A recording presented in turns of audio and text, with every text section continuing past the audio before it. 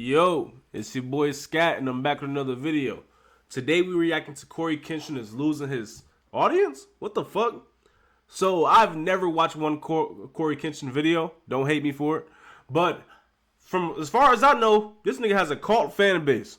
So when I see that he's losing his fan base, I'm like, what the fuck is going on? Because I heard he's like a person that takes breaks and just comes back and blows up again. So what has happened now for him to lose his audience? I don't know, man. Let's get right into this video. Make sure you like, comment, and subscribe if you're enjoying the video. It's been your boy Skat. Oh my god, why the hell did I say it? It sounded like I was saying the outro. Alright, fuck it. Let's go.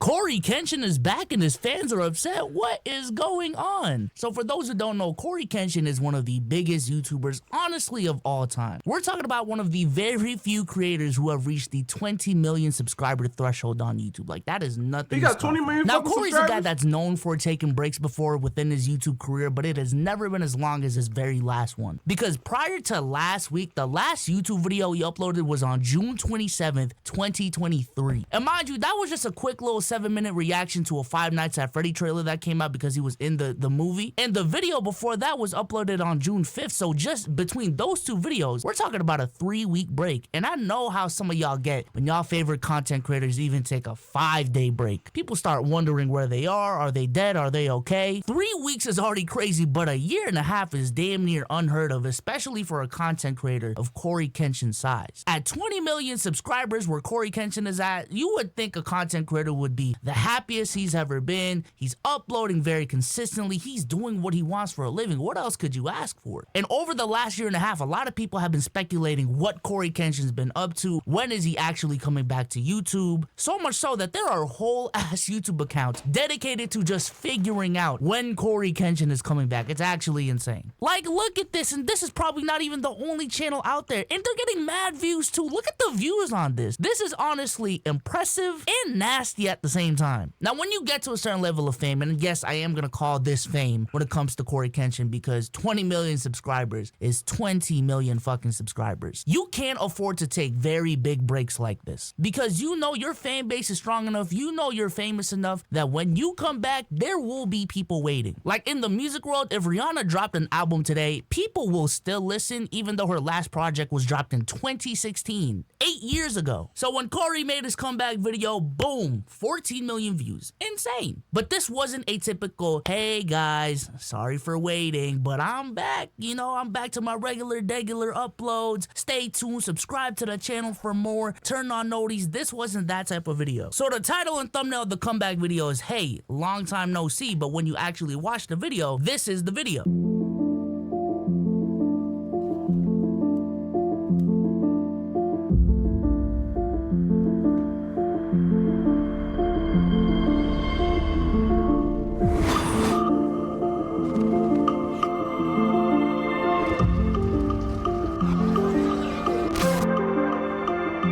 What the fuck? This nigga starting an anime? How you gonna disappear for this long and then come back and drop an anime? What the fuck is going on? Now, he does make an appearance at the end of the video on camera, so there's that. However, let's keep it a stack. A majority of this video was a trailer for an anime that he's actually launching very soon. And then he did it again in the very next video titled Where I've Been for the Past Year. Very similar thumbnail. But this video caused even more backlash because a lot of his fans just took it as, alright man, Cory isn't actually back on YouTube. He's not actually back to uploading on a regular basis. He's just trying to promote his new anime, trying to promote his new manga. That's the only reason he came back. Now, Cory did respond to the backlash though, and this is what he said. As the story goes on, monsters we make, I'm confident, will differentiate itself from everything else out there. Number two, I want to apologize to the samurai community because I feel like I got lost in the sauce a little bit. And what I mean by that is, while I was gone, I was so focused on monsters we make. When I did come back after I finished the first volume, everyone would see like, oh, like this is why bro was gone for all that time. You know, he creating a trailer for the manga, which is crazy, and you know, coming out with like a full volume, all of that. And that's how I was convinced that people would see it. I was working on this 9 out of every 10 days. And I think most people did see and recognize that, but there was still a good amount of people that were like, bro, Bro came back just to promote it. Bro came back just to promote his manga. Hey, I can see why. I can see why people like this dude, man. He seemed like a very down to earth, genuine dude, man. Hey, I need to check him out. He just got a likable personality, dog. I'm like, I mean, it took a year to make, like, but I get it. Like, it wasn't the. I'm done spending an obscene amount of money Cory. on take edit. No, Done. be so. Stop adding so much fucking ads in your videos. Best way to, like, here's my thing. It's like I come back and I just drop the trailer and they're just like, whoa, you know, because I could have did something like, and I thought about this too, like come back, normal video, right? I do my normal come back and I talk, and then my next video I drop the trailer, and then I was like, nah, like I just want to drop the trailer on them, like we worked so hard on this and just get everybody's reactions. But there was kind of a cost in doing that. Like people were like, yo, like you didn't even greet us first, and I totally understand that. I mean, the samurai community is gonna come before any outside projects that I ever do, and because of the blessings that you all have afforded me through the grace of God, like, yeah, like I could have did that better, and I want to apologize. Bro, how can you hate this dude? He taking full accountability for his actions. Like, hey man, y'all need to chill on bro, man. He just got, bro, I'm gonna say it again, he got a very likable personality, man. Hey, no dick riding though, bro. I'm just saying, bro, I never seen this dude and I can see why people like him. That's crazy. About that, I'd never take you guys for granted as much as people say that, oh, you just leave when you want, blah, blah, but So there's two very interesting conversations I want to have when it comes to this CoryxKenshin situation. Number one is the notion and the feedback when a content creator sells a product, because earlier this year there was a lot of backlash sent to KSI, Mr. Beast, and Logan Paul when they launched Lunchables, and that became its own thing. But honestly, it's not just exclusive to them. A lot of content creators have made products before and have got criticized for it. Number two is the conversation about content creators taking big breaks, because while CoryxKenshin is definitely the most extreme case of this, I remember the conversations when Fanum went to Puerto Rico for a month and how everyone was going crazy on the internet talking about, yo, is Fanum good? Like, bro, my thing is, bro, these motherfuckers upload videos damn near every fucking day. Have no time for their personal lives, bro. It's like, bro, I'm pretty sure people need mental breaks. Like, I feel like a fan base just, I can't even fucking talk right now.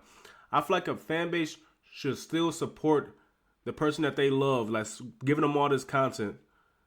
If they need a mental break, bro, don't you still want the best content? How the fuck are they going to provide the best content if their mental is not okay? And if you really care for that person, you really feel like that person has did a lot for you, help you through bad times, why can't you put yourself to the side and understand that they need to get their mind together, bro? I never understood that aspect. is he straight? Is AMP done? Do they have beef? So let's tackle the first conversation, because I genuinely feel as if content creators are held to a different standard when they make their own product as opposed to just, you know, a typical brand out there without a name attached to it. I think in a weird way, content creators are both held to a higher standard and a lower standard at the exact same time. There's certain things that content creators can get away with because, oh, they're independent. They don't have the budget of a Walmart to pull this off, so like not too much on them, at least the effort is there. But at the same time, I also think they get criticized for things that other companies wouldn't get criticized for simply because there's a name attached to it. And I also don't like this notion that when content creators start making their own products that they're instantly selling out. Mind you, I've been doing YouTube long enough to remember a time period where content creators doing brand deals, period, was viewed as motherfuckers selling out and it was looked down upon. And I think content creators making their own product is just the next evolution of that, both from a creative standpoint and also how people talk about it. And honestly, I am so happy so many content creators are now making their own products and building their own brands, because let's keep it all the way 100, man. There is a genuine shelf life when it comes to being a content creator. There just is. Most content creators cannot do the exact same thing for 10, 12, 15 plus years. Content creation in a lot of these cases require for people to be in front of the camera and be on camera talent. But I'm sorry, that can't be a forever thing. It's kind of like how rappers transitions from being a rapper to being a CEO of a record label. Like this is our version of that. And I think this is something that should be celebrated. So let's move on to the second conversation I want to have, and that's the conversation around content creators taking big breaks, because I honestly get it from both sides. All right, let me add something in too. It's definitely looked down upon when a content creator, like, let's use KSI as an example. Bro, he got rich. We seen him at the bottom. We seen him just making videos with Deji. Like, if anything, him getting to that point of being just totally fucking rich, we should appreciate and fucking celebrate. But at the same time, it's like, I feel like people see him as less relatable. Bro, he came from the bottom and made it to the top. That is a fucking motivational story. We got the groundwork for a motivational story. Why don't we just appreciate that instead of just trying to down this person? Now, when he did that thing with Logan Paul and Mr. Beast, bro, it's just a business move. Like, not saying we should give bad products to the people as far as like having fucking things that's not good for our body in it. I definitely feel like he should have did better when it came to that. But as far as him making business moves and helping his family get to a point where they're richer, like, that's what he should do. And the more that he's rich, the more that he's happy. I'm not saying money is the roots of happiness, but it gets rid of a lot of problems, bro. So I definitely feel like we should appreciate them more than diminish them. Just want to add that in, man, because it don't make no sense. I don't understand it. I also find the reception very, very interesting, specifically because traditionally speaking, celebrities take long breaks. What people are used to in the past, and honestly, this is still the case for a lot of very mainstream celebrities, is people aren't really in front of the camera like that. People aren't making daily videos. They aren't making videos that go on their socials every 3 to 4 days, unless you're peak NBA YoungBoy. Your favorite actors probably go on a press run once or twice a year. They may post Instagram flicks here and there, but the main thing is the one movie they're doing every single year, and that's it. Same thing with musicians. When Kendrick Lamar drops, he doesn't even do a press run these days, you know what I'm saying? And that's why content creation is so special. I'm sorry I keep stopping y'all, but I just really want to give my input on this topic. That's why content creation is so special. Like, you getting your favorite content creator consistently. Like, 𝙏𝙼𝙖𝙧, bro, you stream with him, you get to spend hours and hours of time with your favorite streamer. These motherfuckers that's just making movies and stuff, yeah, they drop every now and then, but they don't have that deep connection like they have with their fan base, just like how 𝙏𝙼𝙧 will have with his fan base. Like, it's deeper. Like, you get to see this motherfucker in real time, interacting with you. That is so special. But honestly, I don't feel like it's good for the middle. I feel like they should find a different way to do it because it's a little crazy and it's just scary what like the future gonna look like for content creation. Because like us just being on camera all the time, not saying I'm a big fucking YouTuber or anything, bro. I'm barely fucking shit. But it's just like being on camera all the time, it definitely is gonna destroy people's mentals. And I don't understand how that is a healthy thing in any fucking way. It's not. I have to 100% say it's not. I'm scared of what the future is coming for content creation. And people like DDG have even made the argument that the reason why he personally can't make it to that mainstream status is because of the fact that he is too visible. I'm literally browsing the internet all day. Oh my God, these those is two. Now, if you got a third one, bro, I might lose my fucking mind. I don't want to meet you because once you meet me, you're going to feel like you ain't really got to support me no more. Yeah. That's the problem. That's why a lot of artists that win in the industry because they don't even interact with their supporters. We in a different type of ball game where, we streaming, Which is weird as fuck. I'm gonna let him finish what he's saying. My fault, y'all good. YouTube and all this other stuff, so they see us all the time. But when you don't see somebody, it makes you want to support them even more. Like, put it like this. You don't know who made Gallery Department, but if, let's say, 𝙏𝙗 gave you his merch, you gonna pick up this motherfucker before you pick up the 𝙏𝙗 shirt. Right. You giving Chrome Heart free promo. It's because you don't see them. Now, if you met Chrome Heart, you met the nigga that made Gallery Department, y'all go out to eat, y'all go out to the club together, y'all kicking it, he giving you free clothes, but you ain't wearing it like that no more. And the reason why I feel like that is because, like, well, let me give this example.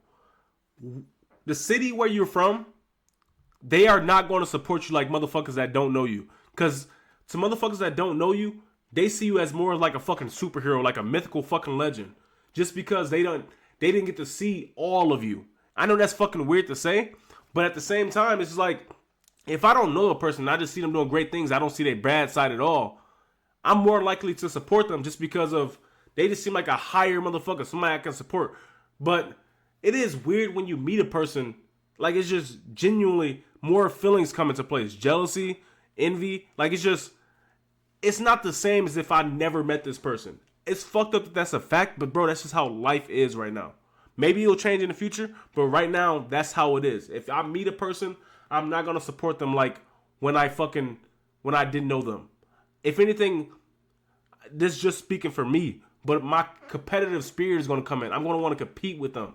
And that's a little fucked up to say, but bro, that's real shit. When I meet this person, now, okay, I see you at this point in life. I want to try to reach that point and surpass you. I don't know. I'm a very competitive person. Maybe that's just for me, but I feel like maybe most people think that way. But maybe I'm tripping. Go ahead and post how you feel in the comment section, bro, but that's just how I feel about it. That's the problem, bro. Like, I'm telling myself this too. Like, it needs to be a separation in between, because when you get too close to somebody that idolize you, it makes them not idolize you no more. This is a concept that Joe Budden has also talked about recently with Lil Yachty. Like, back in the day, they were told to not be in front of the camera a lot. Like, the mystique factor was a real thing that honestly artists and labels were aiming for. They wanted that. In 2002, when I got a record deal, rappers were urged not to talk. Like, we were encouraged not to speak. Less is more. Mystique. Be seen, not heard. The stars don't talk. There were no platforms for us to get our shit off. If we was in a chat room or some shit, you was looked at as weird or goofy, anything like that. So to see where we are today, we just are comfortable turning on a mic and just kicking it. What you think that is? Fans. Hold on, let me pause real quick. And if you're still watching at this point, make sure you like, comment, and subscribe. I really appreciate you watching the video. Let's get right back into it. They're always going to get more savvy and more intelligent. When there was access, if you weren't somewhat accessible to your fans, it was a choice, and it was looked at as, it was frowned upon almost. And that's where you have the birth of some of these hives, right? Like, all of the girls have a hive.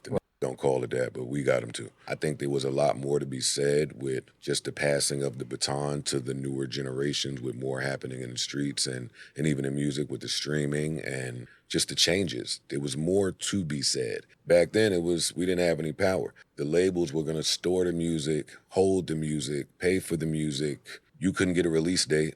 Right. So it's just different times. I like the evolution of it. And I do find it interesting that a lot of the very high-level creators of today are implementing something very, very similar to this. CoryKenshin is the biggest example of this right now, specifically to this video, but Rage took a month-and-a-half break. Fanum did it a couple years ago. Mr. Beast used to upload like one video a week. Now he uploads once every, 2-3 weeks? I've seen him go months at a time without uploading a video on his main channel. Kai used to stream every single fucking day, but I think specifically this year, I feel like he only streams when there's a big event to be had. And to be honest with you, I don't necessarily blame them. I think— No! Why the fuck will we blame them? Bro, it's not going to be good for your mental health to upload every fucking day. It's not as easy as just uploading a video, bro. You got to edit it. You got to do a bunch of shit. You got to make sure that you're putting out the best content for your people. And how could you do that if you're not in the best headspace? Just uploading 7 days a week, bro, that is nearly fucking impossible. It's crazy that people have done it. Like, it takes a lot of fucking effort to do that shit. It's not just as simple as I'm just gonna upload a video and everything gonna be good. No, it's not that simple, bro.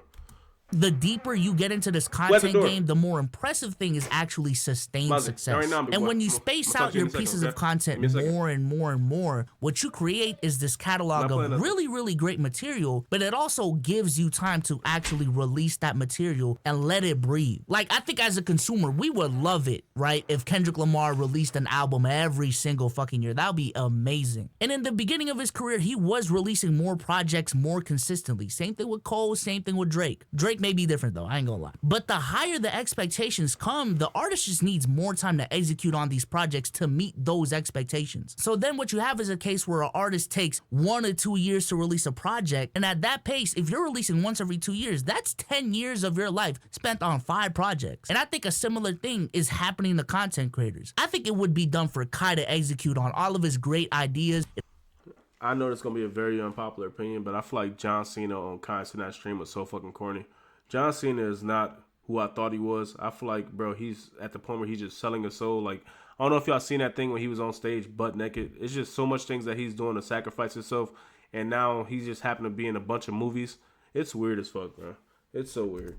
in a consecutive way. Even though technically Mafia-thon is a case of that, but I think it would be dumb for Kai to do a Mafia-thon every single fucking month. Like, that would be dumb. I think it would be dumb for Kai to do a celebrity stream every single stream. It takes the aura away. It takes the mystique away from a celebrity stream. But I'm also not gonna act dumb because I really do get where fans are coming from, especially when it comes to their favorite content creators. When you talk about people's core fan bases, these are people that were really there from the beginning. These are the people. Okay.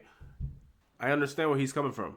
The analogy I want to use is, okay, the first time you ate a Snickers, well, whatever you like, bro. It don't have to be no fucking Snickers. The first time you ate whatever you ate, it was amazing. If you ate that shit every fucking day for a month, would you still like it how you liked it when you first fucking had it? Even that first week, would you still like it how you liked it the first week at a month time frame? No. It's not going to be as amazing as it was when you had it for that first week. Like, it's just, bro, I feel like at the same time, because I'm a very big consumer on YouTube content, if I got to watch somebody do what I appreciate so much multiple times all the fucking time, I'm not going to appreciate it as much. I'm getting too much of it. You have to move with a sense of mystique in a way. Not saying you should just deviate from your whole fucking fan base, but like, bro, you have to. It's just like too much of anything becomes bad for you. Too much of anything we don't appreciate. It's, to me, if I feel like that's just a known fact.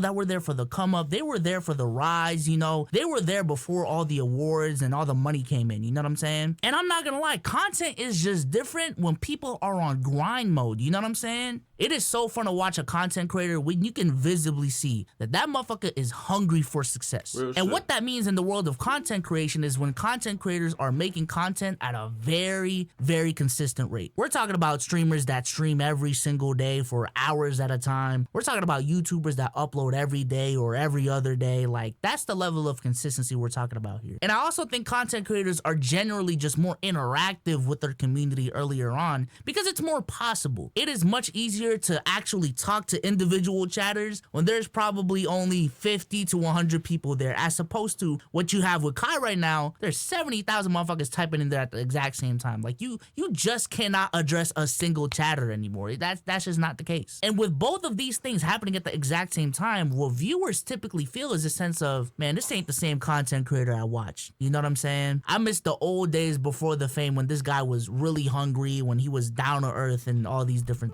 And that's the point that I get to, bro. And that's what I'm noticing, because, like, y'all remember the old Logic, the phase Logic? Like, I loved his music. And it's like, now I can't really appreciate it like I did before. But maybe that's just a fuck up on my part, because, like, bro, he didn't stop being who he was. It's just like, his old shit just seemed a lot more genuine to me, because, like, he was struggling at the time. He was grinding. Like, he didn't have anything, so that's all that he had was music. But it's like, I'm wrong for not supporting him. Like, honestly, I'm wrong for not supporting him now, because, like, he got to that point that he wanted to be at. And who am I to not support his full journey?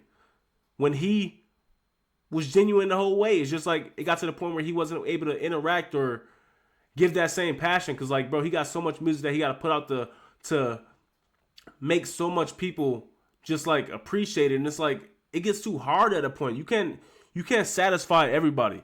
And that goes for anything. You can't satisfy every friend that you have. Like, that's just how life is, bro. Like, damn, man. I'm noticing shit in this video, man. But if you still watching at this point, man, drop Supreme in the chat. And, man, I'm going to do anything I can for you. Like, okay, I ain't going to say anything I can because no Diddy. But I'm going to do something to show you I appreciate you watching this video this far. But, appreciate you watching, man. Let's finish this video off. Things. But I think what viewers need to do a better job of is understanding that the reason why content creators move the way that they do is because of the growth that they're experiencing. They can't move the way that they used to, just period, point blank. And it doesn't even have to be a straight money conversation. This could be a safety conversation. I'm gonna be honest, I see why Cory's fans are upset, but I also want to make it clear. don't be weird about it. All right, don't be weird about it. Don't be so parasocial about it where you take it to that next level and you just end up crossing a line. And with Cory, I'm not even a big CoryKenshin fan like this. Again, I'm just a fan of content creator greatness. I am happy that he's headed into this direction. I'm happy he's at a point in his career where he can focus on passion projects like this. And I think this is a guy that's been in the game long enough and is also at a point in his career where he's thinking about what's next after YouTube. And I do think that's a thing that a lot of content creators need to start thinking about. What? Okay, man. 𝙏𝙝𝙖𝙣, you're an amazing person, man. I would love to have a conversation with you. CoryKenshin, man, keep doing your thing. Like, you've done I'm not gonna say you've done enough, but you have done a lot of great things in this world, and I definitely want to check out your content after this video. But yeah, man, I feel like I've expressed my points a lot through this video. If you still watching at this point, make sure you like, comment, and subscribe, man. I really appreciate you watching. You that's watching, man, I really appreciate you. But it's been your boy Skat, and I'll see y'all next time. Peace.